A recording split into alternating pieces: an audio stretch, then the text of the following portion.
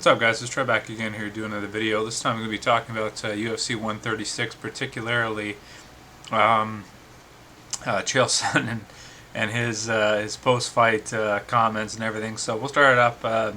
So Chael Sonnen beats Brian Stann pretty easily. Pretty much just how I thought it was going to go down, except instead of a decision, he actually was able to get an arm triangle on him. Looks like his training's been paying off, and he's starting to add some submissions to his repertoire, which is good because being in the top position against guys is a big advantage, and Chael pretty much can take anybody and put them there. Then being able to actually, apply some submissions just makes it a bigger threat, and also kind of keeps the focus off them submitting you and keeps it more on them defending, you submitting them. So kind of like the best defense is a good offense in this situation. That's true. So that's that. So Brian Stann, unfortunately, just not quite there, not quite at the top of the division.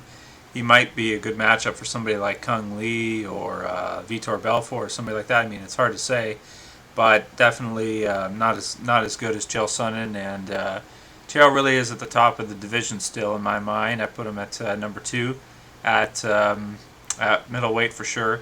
I think he would beat Vitor probably if they matched up. Although Vitor does have a good chance of beating Chael, I'd still have to go with Chael in that fight. The only other guy really is Kung Lee, and we don't really know how good Kung Lee is because we haven't seen him fight any top 5 guys ever. So we just don't know how good Kung Lee is. Hopefully we'll see Kung Lee get into the title picture soon. Anderson Silva's shoulder is still injured, so I'm not sure if this fight is actually going to go down on Super Bowl weekend, like Chael says it's going to. I guess we'll see how that goes.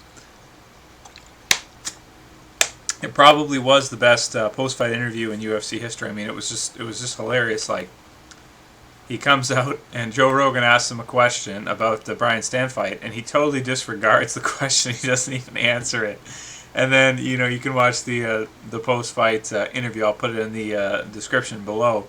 And then he just says, "Anderson Silva, you absolutely suck." And it's just funny because if you watch his post-fight interviews as well after that, he's just acting totally ridiculous. Like, you almost think, has this guy lost his damn mind?